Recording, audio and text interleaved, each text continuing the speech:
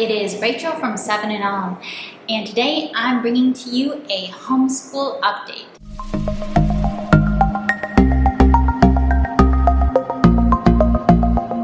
Now this is actually the very first time I've done an actual homeschool update on this channel. Usually I just tell you what homeschool books we're using for the year, and then I apparently spend the rest of the year making occasional day in the life videos and videos about books and homeschool curriculum. But then I noticed that homeschool update videos are a thing that people do. You're gonna have to watch this one and then let me know if you like this, if you want me to continue doing this. But this is our family's, our multi-generational family's homeschool update for fall of 2021. And I'm not going to label this by like a quarter or something, because we are traditional lifer homeschoolers that school throughout the year, and we don't really do the whole end date, start date, quarters, really exact things like that. We love school and we do a lot of schoolwork throughout the year, so we probably end up with more school days than you technically need, but it works for us. I'm going to start this update from the oldest down to the youngest. So I'm going to start with the high schooler.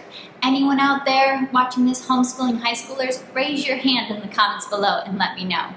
The high schooler in my family is roughly in 10th grade, and she is doing excellently. You can go back and see what our 10th grade curriculum picks were. She is doing Chinese, Mandarin Chinese, for her foreign language, and I started her out in that journey. I was kind of teaching her, working with her every day. I'm no longer working with her every day in Mandarin Chinese because we have some good resources that she's using, and she has a good solid foundation of skills of how to figure out words that she doesn't know. She has the good solid foundation of the Chinese grammar, which, by the way, is so much easier than English grammar or Spanish grammar or the grammar of any other language I've ever studied. So if you are looking for a language with easy grammar, study Mandarin Chinese. You can thank me later. But she is doing excellently with that, just self-motivated in her study. She is taking this very far on her own. So she's already moving up to the next level of the podcast she listens to. She listens to Pop-Up Chinese, a podcast I recommended for her to listen to for Chinese learners. It is for grown-ups, so it's not something I would recommend for kids, but she's a mature teenager. She can tell by the topic of the podcast, oh, maybe that one's a little bit sketchy, a little bit not the most appropriate, so she'll just skip that episode. But most of it is excellent, very well done, very good for listening to real life dialogue in Chinese and not just textbook style dialogue in Chinese. So she's doing excellent at that. She's actually even added a little bit of more foreign language study just on her own as a hobby, not for credit. She's started learning Korean and showing a lot of interest in learning the Korean alphabet and watching YouTube videos on Korean. So you never know, you start studying one foreign language, you get hooked, it might hook you on a whole bunch more languages. Watch out. She just started her chemistry science for this year. We kind of do rolling starts. We just start a new subject when we finish one. Her last year's science was marine biology from Apologia for high school level, and that one took quite a while. It was not her favorite science in the world. She is not an animal person.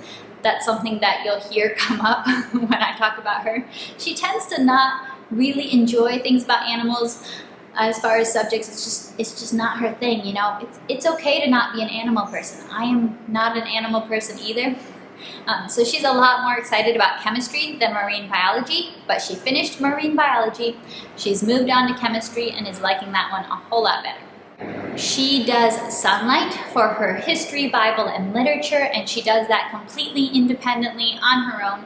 She's doing a U.S. history year at the moment, U.S. history in depth, and I talked to her about some of the books she's reading. Maybe if I can find some pictures, I'll try to put some pictures up here on the video, because I don't have them right now. One of the books that she's really loved recently is Dragon's Gate by Lawrence Yep, which is about Chinese railway workers from China who came to America and were instrumental in the construction of the railroad and kind of the lifestyle, the sacrifices in that period in history for those railway workers. She is loving that one. A book that she has not loved so much is Sounder by William Armstrong, which is mainly about a dog. And again, she's like, it's not a bad book, it's just I don't tend to get really into animal books. So she's consistent, you know. Sometimes when you're just not a big animal character person, you're just not. But she's doing excellently. Let's move on to 5th grade. Now, the 5th grader is not going to be the person who says like, I love school, I'm so excited to do school every day. That's just not her at this stage in her life. I as a nerdy big sister keep hoping that one of these days it'll click and she'll just start loving school. But it's not everybody's thing. She does love history, and she's really discovered a love for reading historical fiction, for kind of studying history on her own through different just nonfiction history resource books that we have. She enjoys that quite a bit. She enjoys our daily story time morning basket, which I did show what we're using for that in a video a few months ago. I think we might have finished one or two of the books in there since then and replaced them with other books, but it's roughly the same thing. It's just a short half an hour read aloud routine, which that's probably her favorite part of the day. And what she struggles with a bit is language, writing, strong summary skills, and strong being able to put thoughts into words on paper. So that's probably something that we'll be looking for stronger resources for her in the future. We're running into a little bit of a gap as overseas homeschoolers we kind of have a little bit of a gap in our resources once we hit middle school for some reason.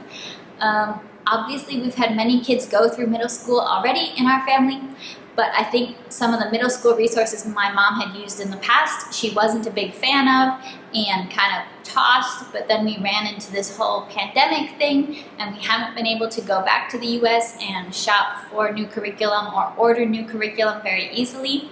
So we've been kind of limited to curriculums that are available on PDF.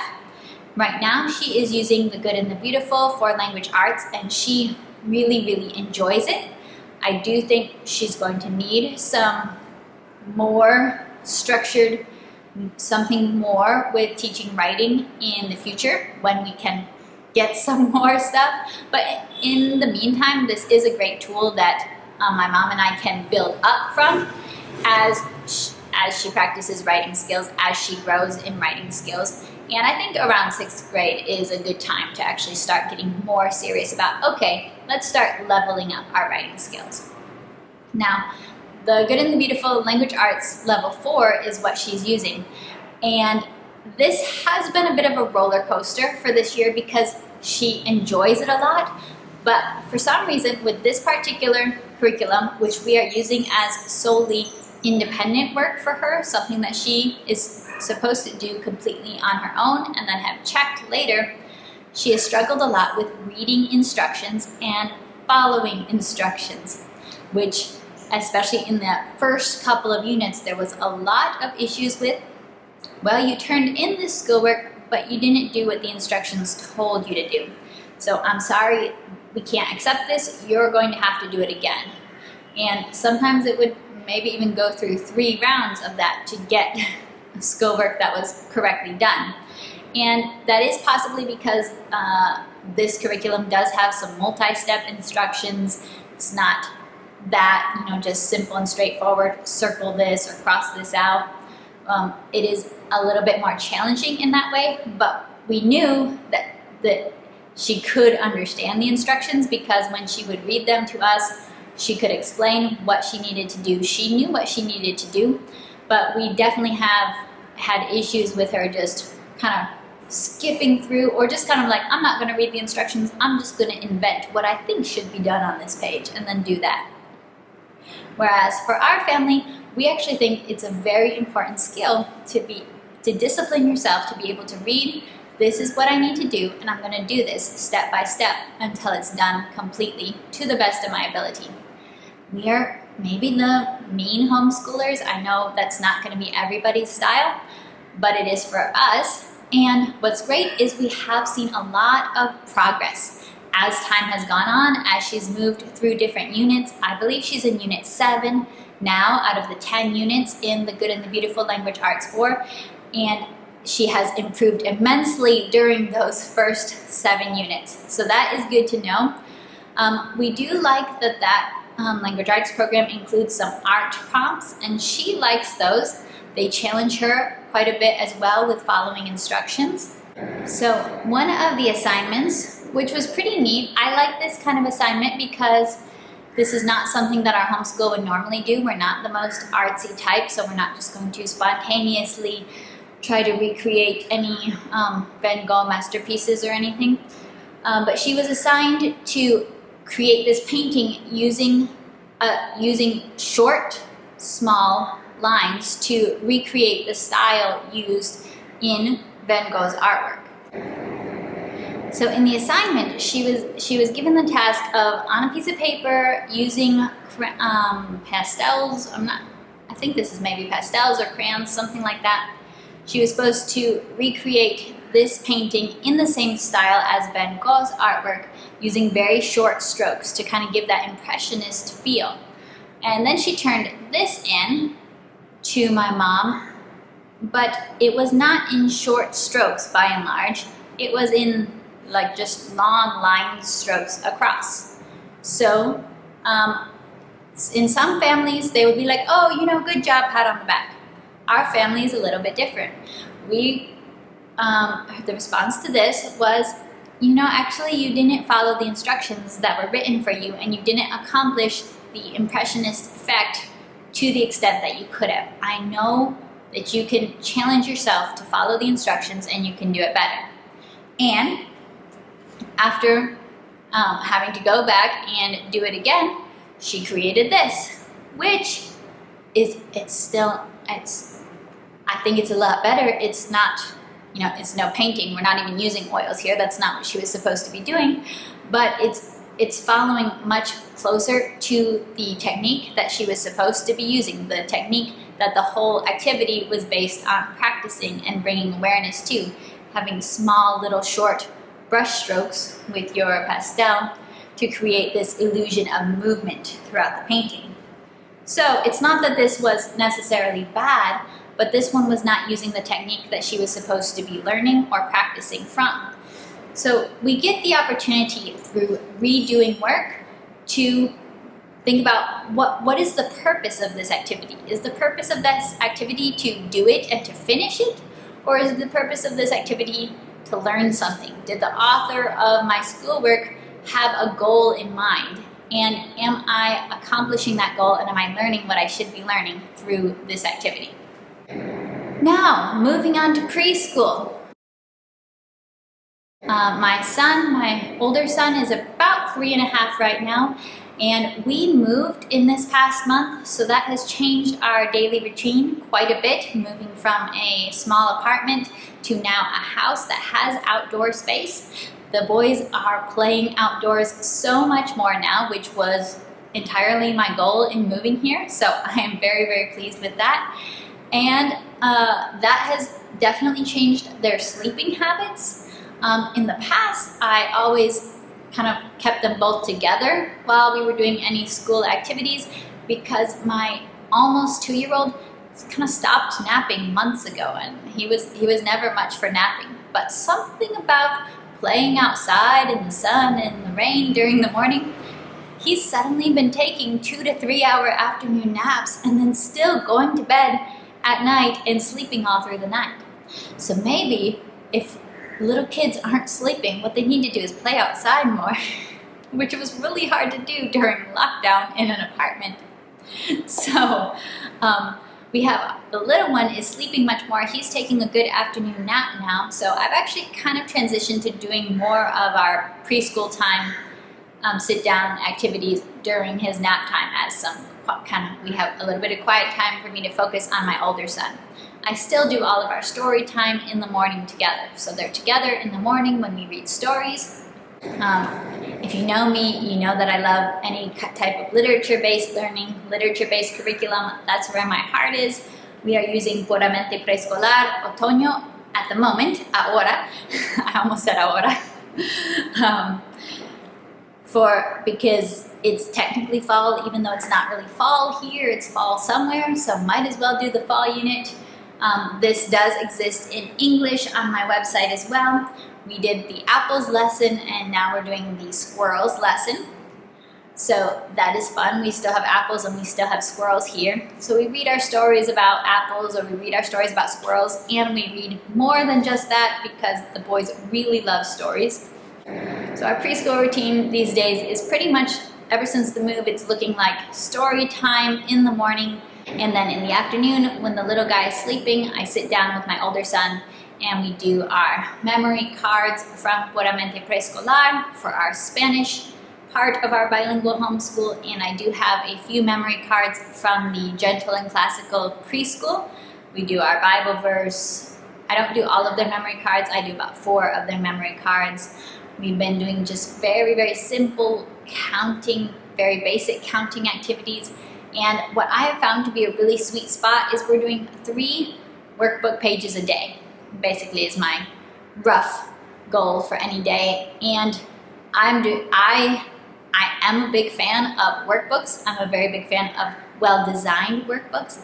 I feel like that's almost heresy to say in the homeschool world when you have a preschooler, but I really find a lot of value in just simple, fun little sticker books and workbooks because they're great conversation starters. They give me kind of a little base to talk about, and I can talk about them in Spanish or I can talk about them in English, depending on how good my vocabulary is doing that day. And they give opportunity to practice scissor skills, gluing, coordination. It's just a little opportunity to sit down, talk with my son.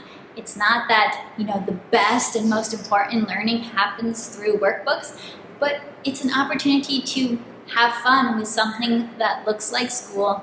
He loves stickers. He's actually suddenly started loving coloring, which came kind of as a shock to me. Because I've known some kids that really love coloring. I've known some kids that really hated coloring. So in the past, when we would be doing a workbook page where he's supposed to, draw lines and match something, he would love to draw the lines and match. He loves to draw X's on stuff and circle things. But I would never ask him to color it because he doesn't like coloring, is what I thought. But then just a couple weeks ago, I was like, hey, do you want to color this? Thinking he'd be like, no. But he's suddenly super into coloring, and he's doing a really multicolored coloring style where he uses like 10 crayons to color one octopus, and it is adorable, and I can't get enough of seeing these adorable tiny multicolored little things that he colors. It's so fun. I don't know if this coloring phase is gonna last, but suddenly our few couple of workbook pages that usually take like a minute per little preschool page are taking a little bit longer because he actually wants to color them, and I think it's so cute. We are finishing up most of the workbooks that I have, which were like the Kumon early learning books for cutting and pasting or tracing or folding, and some other Montessori sticker books. I have made videos about my favorite preschool workbooks in the past, but I'm kind of running out of them. Every once in a while, I shoot for 3 workbook pages in a day from a couple different books. Every once in a while he finds one he likes, I don't know, or he just feels in a mood that day and he goes through 5 pages in one book in a day. So, I definitely will let him do that to some extent, although I try to not use up a whole workbook in one day. When that happens, I usually let it go, for up to 5 pages and then try to, let's do something else. But I do think we're going to be moving on fairly soon to workbooks that are a little bit more upper preschool level. I bought these a while ago, thinking to use them around when he's 4, and he's 3.5, a little over 3.5, getting closer. Gran Cuaderno Montessori de Matemáticas. They are Spanish preschool workbooks. It says from 3 to 6 years old, so that's a pretty wide age range. When I look at it, I think it kind of ranges from, yeah, preschool to kindergarten. There's a lot of fun stuff in here. There's cutouts and stickers in the back, which anything with cutting out, anything with pasting stuff on, cutting out these pieces and gluing stuff on, that is his dream, that is his ideal workbook. So I think we're gonna have fun. I'll probably work pretty slowly through the math one because I think it does advance fairly quickly. And there's a letters one, which mainly I liked just because it's kind of hard to find alphabet-based stuff in Spanish. So yeah, el elefante, el erizo. So E is for elefante, but also for this guy. And delfín, well, that one's the same in English. In Spanish, cuchara, cuchillo, tenedor, sartén. Pool, see, that one's different from English to Spanish. Learning about the letter B, and you get to color an owl. So those are fun workbooks I'm looking forward to slowly getting started with as he finishes up all the more smaller, earlier workbooks that we've used so far. They still include cutting and pasting and some stickers, which are his favorite things. So that's always what I try to look for when I'm looking for just fun workbooks. I've been very clear. My goal with preschool is not for us to be like racing ahead to the finish line. I just want to enjoy preschool. I love this stage so much. I love the conversations. I think it's a great opportunity for vocabulary building. We're having fun. I'm not in any mood to rush through it and have a kid who's counting to 100 and reading and writing and all that. That's not my end goal, but I do want to keep an eye on, oh, he's showing more interest in letters. Maybe I'll start working with letters a little more because he's starting to point out letters. Or he loves counting. Let's do a little bit more counting. So I'm having fun with it. He's having fun with it. And little brother is starting to join us for, you know, stories and Play-Doh and paint and all that. And but now we do get a little bit more quiet time now that he is napping. But we're having fun. I hope that you like this update. It wasn't anything super dramatic. I know YouTube prefers dramatic, like we're dropping everything and changing everything and moving to a whole entire different philosophy of learning. But we don't tend to be super dramatic just because we've been homeschooling a really long time and we kind of know what we like at this point. There does tend to be more changes when you're at the very beginning of the journey or you're adding a new kid to the mix. But I hope it was enjoyable even if it wasn't dramatic. All right, I'll be seeing you. Bye.